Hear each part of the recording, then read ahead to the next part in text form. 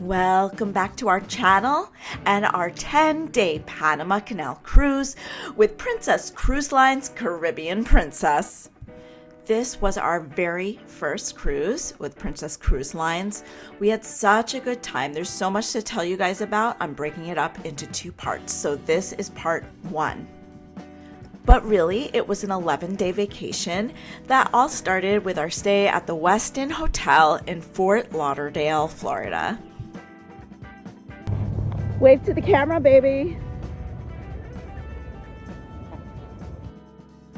This hotel was recommended by Princess. They work with it a lot. And before I go into deets, I just want to start by saying location, location, location.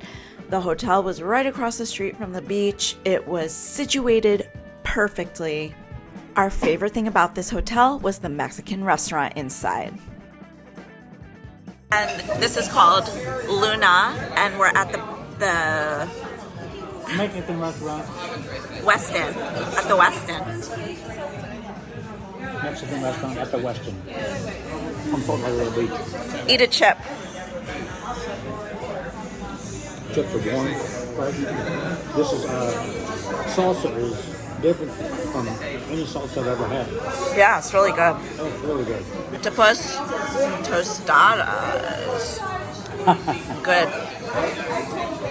Delicious. I don't know what this sauce is, but it's really creamy. Delicious. Delicious. Wow. A variety of so many flavors. It's incredible. So yes, the restaurant was definitely Lori Gary approved, but let's take a look at the hotel room, which had a couple of design flaws. Hey baby, so you just walked from the bed to the bathroom and you're back here, and let's check out your feet. Oh God! So yes, one of the first things we noticed was their cleaning standards were not up to par with other Westins. Gary, tell our audience tell our subscribers what happened yesterday when I came back from the gym. Well, you opened the door from the outside like this, and you went. Look at that. Little design flaw there. No big deal. It's fine. It's fine. Yeah. Oh. Excuse me. I need some privacy. I'm going to go to the bathroom. Excuse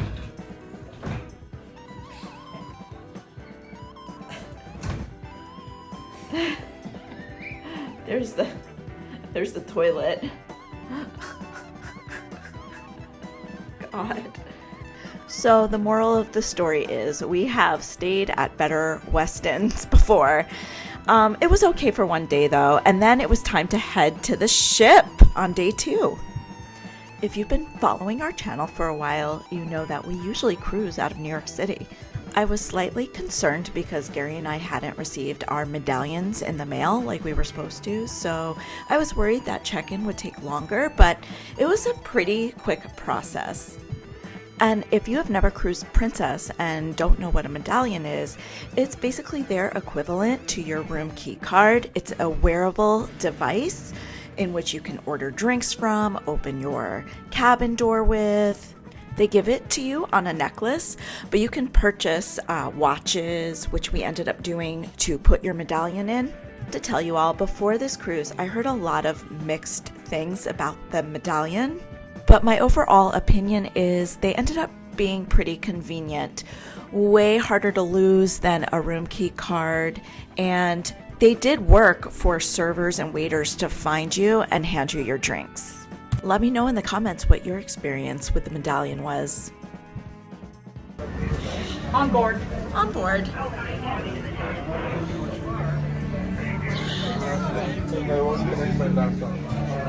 Yes.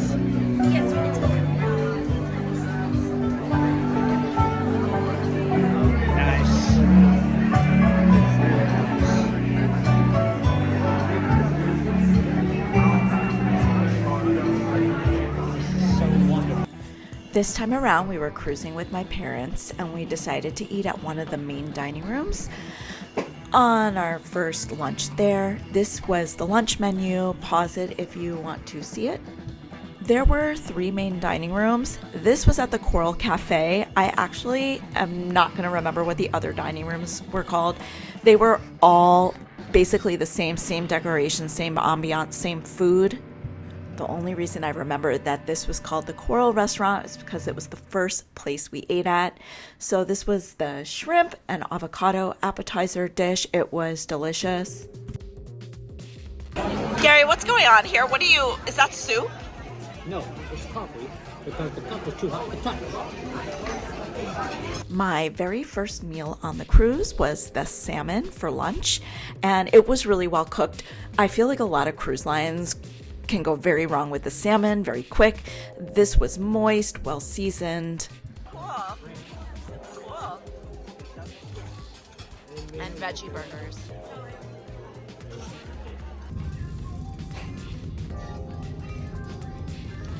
And we're on. Welcome to our room. Gary, take it away. Okay. There's a bunch of space here. Huge space. Yeah, finally enough closet space for us, right, baby? Yeah, it's a nice big shelf. Let's check out the bathroom. This is the first time. Shelf, all kinds of space here.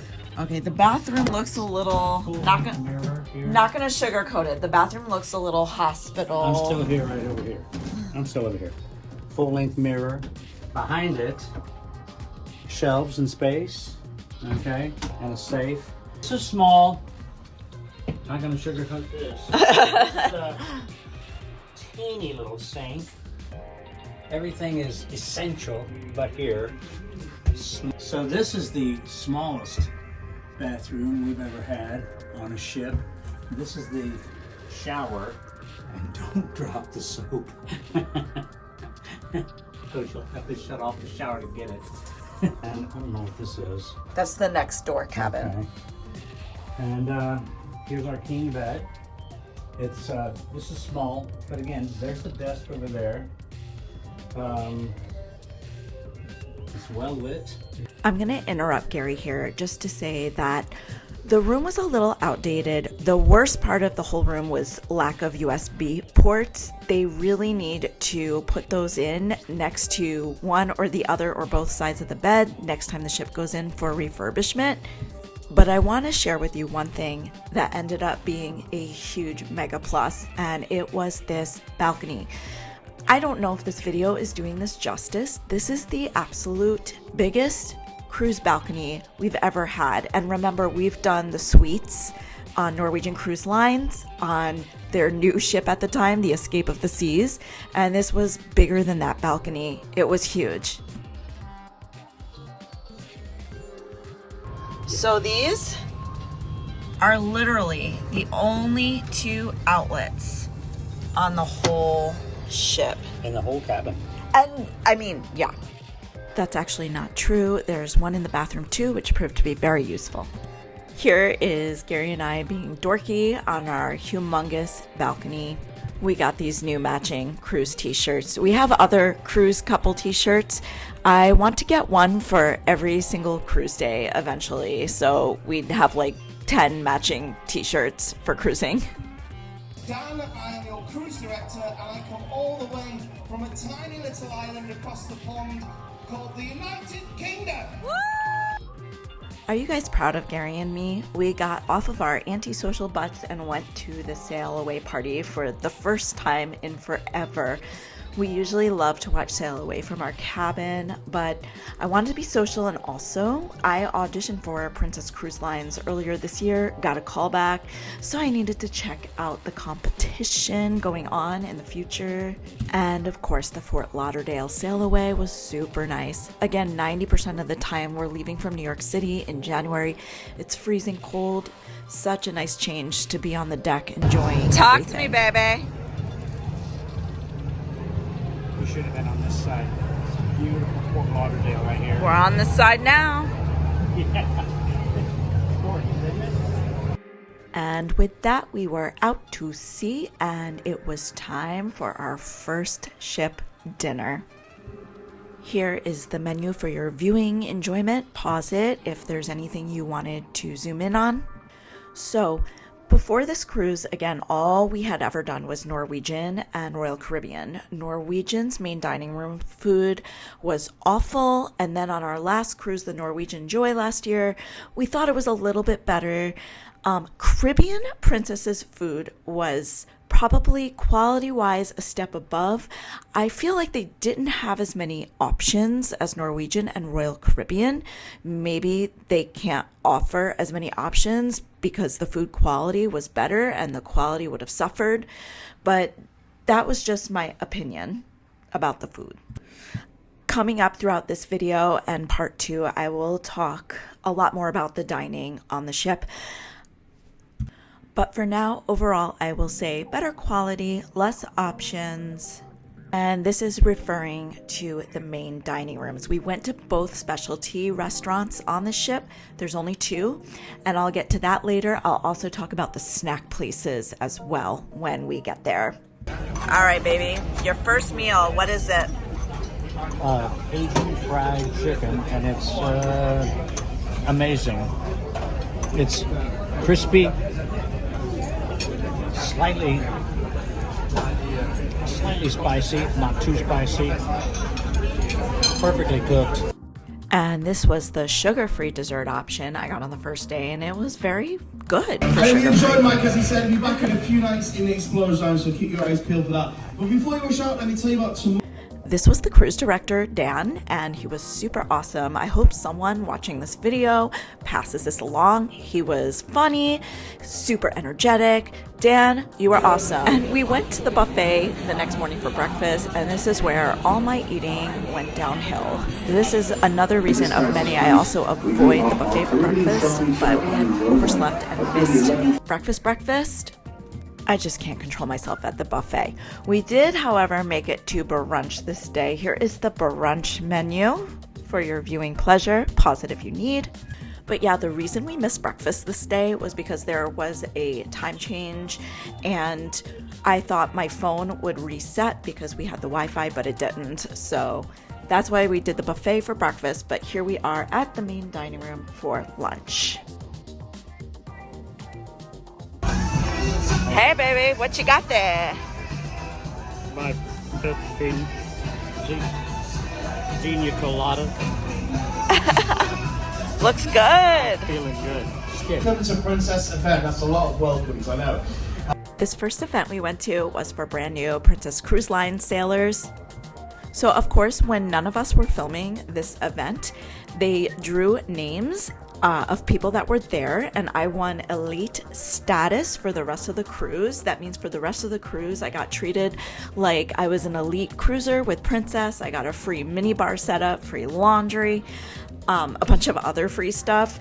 That's a pretty big deal, but we forgot to film. I mean, I never win anything. It was actually super exciting. And here we are at one of the little acrobatic acts in the atrium. The atrium of the Caribbean Princess always had something fun going on. They had singers, musicians. It was really nice. It did get a little hectic with everyone crowding around, but it just basically gave you something to do all the time. And with that, it was our first formal night of the cruise. Here is Gary modeling his formal outfit for you all, and here is the dinner.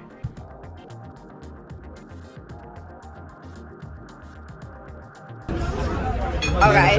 Okay. Have at it. So yeah, nothing super special to eat the first formal night. That's a shrimp cocktail. The dessert was pretty good.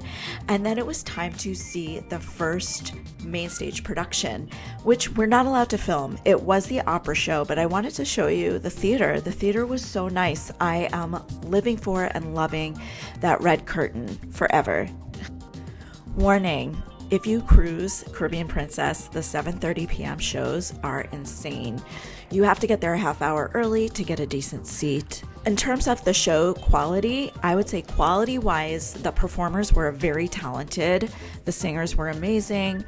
We've seen better, but we've also seen worse overall in terms of set and other production value. This is Amber Cove.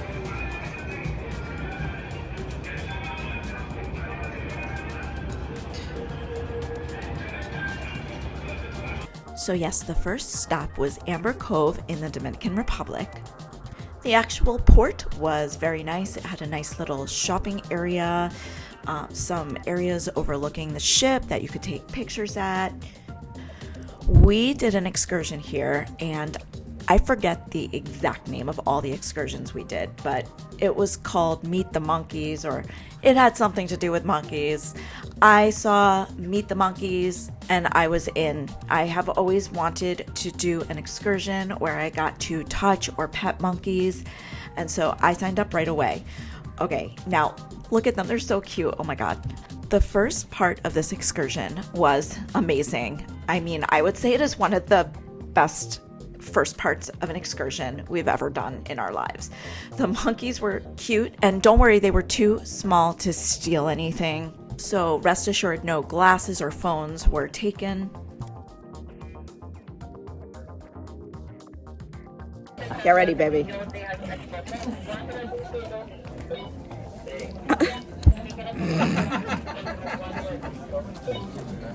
You got a favorite one?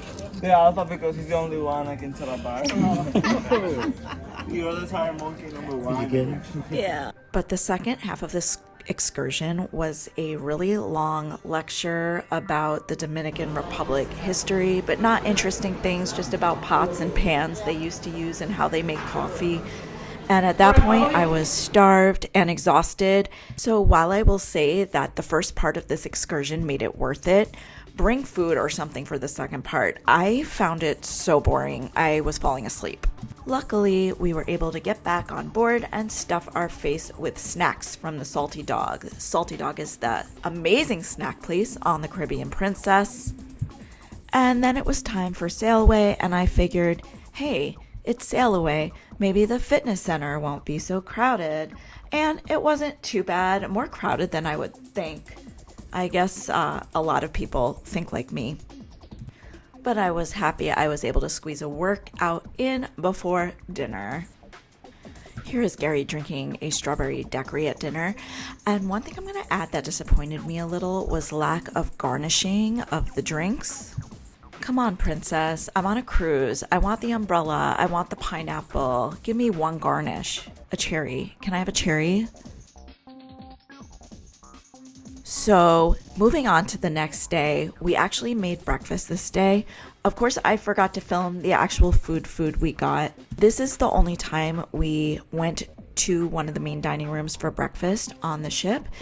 And I'm going to tell you why. It took way too long. It took over an hour for us to get breakfast. In fact, dining time on the Caribbean Princess was one of my biggest complaints about the whole cruise. I'll talk more about it later. This next excursion we have coming up was a bus tour through Cartagena, Colombia. Once again, I don't remember the exact name of the excursion, but it was something in the line of scenic bus tour and visit to church. Neither of us really liked this excursion, and here's why. The bus that we were in did not have speakers in the back of the bus, so if you were in the middle towards the back, it was very hard to hear the tour guide. Secondly, we made some other stops on this trip, including this fort. We were at this fort area for a half hour, which was not enough time to go into the fort, but there really wasn't much to do outside. The vendors were extremely aggressive. You guys, we're from New York City. These vendors were desperate for a sale. There were definitely people with handicaps, which was why they had chosen a bus tour in the first place. And every time we got on and off the bus, it was extremely difficult for them and very time consuming. The old city area on this tour was really cute, and I would have loved to have gotten out and walked around that area. I think there are other excursions that let you do that. So if you happen to see that, that's what I would suggest. Another pit stop we made on this excursion was to a museum, which sounds like, yeah, that's cool, why not? It was not a good museum. Everything was in Spanish. The guide was not translating very well, and plus you couldn't hear him. I mean, there was a busload of people gathered around each thing. We were at the museum for about a half hour. It was super boring. It never said on the excursion that we were going to go to this museum.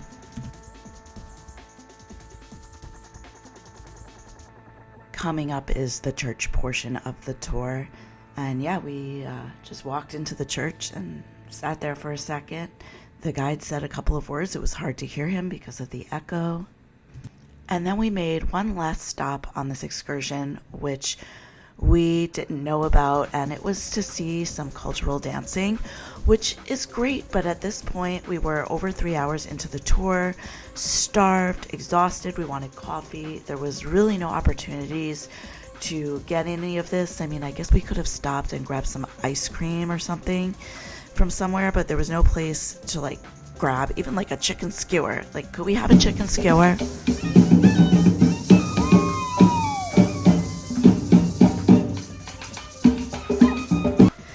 I think my overall thing about excursions is these people need to realize we are on a cruise and not used to going over 30 seconds without eating. And even if we have to pay extra for it, some sort of food should be made available to us on these excursions. And also coffee. How am I going to leave your excursion a good review if I am decaffeinated, people? And to top everything off, we got stuck in really bad traffic on the way back to the port, which sucked because when we got back to the port was so cool. There was this awesome, not really a zoo, but like animal area. They had flamingos, they had monkeys, they had peacocks, they had parrots, they had red squirrels. I've never seen a red squirrel. And in the end, Gary and I were mad at ourselves because this alone would have made us totally happy. So my advice to all of you all is if you're not seeing any excursion you love in Cartagena, Colombia, just hang out at the port in this animal sanctuary. It is literally the coolest. Yeah, we really only had a half hour to be there, and then we had to get back on the ship. And for the sail away of Cartagena, we went to the pool on the back of the boat to watch, and it was a really nice sail away. From a distance, Cartagena is lovely. What are you having, babe? This is the crab and spinach cheese dip with plantains. I love plantains as a dipping vessel, so let's try it out. All right. Okay, the cheese is super crusty and hard. We love a good crusty, cheesy top. Nice. All right.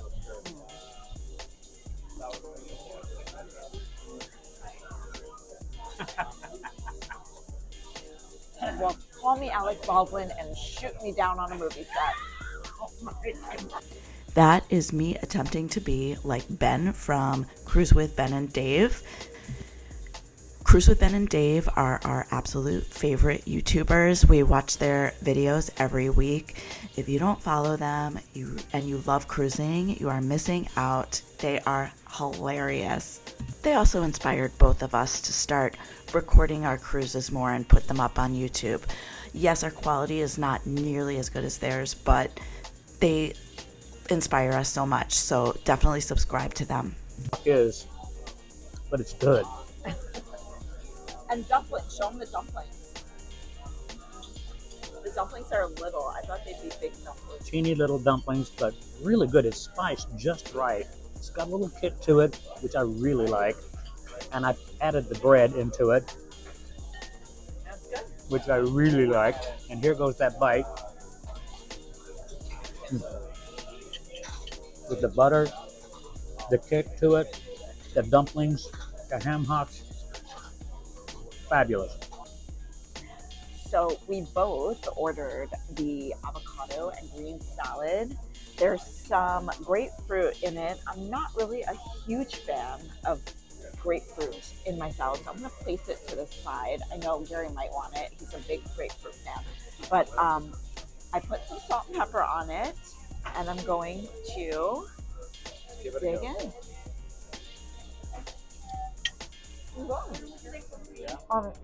Yeah. It's like a vinaigrette. Smooth. Everything a salad should be. For my main course, I ordered grilled seafood bowl with mango salsa. And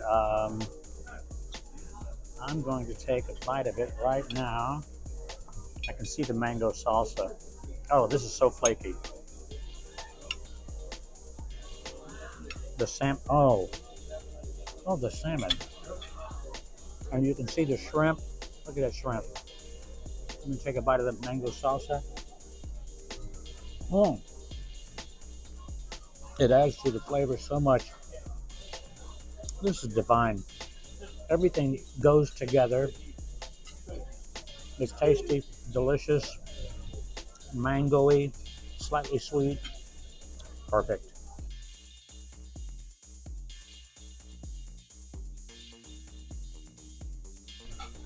So I got the sugar-free option because I'm trying to be good. Also, I may have had like 4 cupcakes this afternoon, allegedly, maybe, possibly. Is that mascarpone? Well, it's sugar-free mascarpone because this is sugar-free. I think it's just whipped cream. Let's try it. So sugar-free. Okay, it's like a milk chocolate mousse cake. Verdict? He's sugar-free. So the thing is, I do like the texture a lot, and if I hadn't eaten sugar earlier today, I probably would enjoy it more, but because I ate cupcakes earlier, I'm tasting the lack of sugar, but it's okay because Mama needs to cut back, so we're good. So that concludes part 1 of our Caribbean Princess Cruise vacation. Stay tuned for part 2, in which I will take you on a ship tour. We'll talk more about what we liked and what we didn't like about the cruise. We'll go to the Panama Canal. If you don't mind hitting that subscribe button, we will really appreciate it. Also, did you do a Caribbean Princess Cruise? What are your thoughts and feelings? Let us know in the comments below. See you for part 2.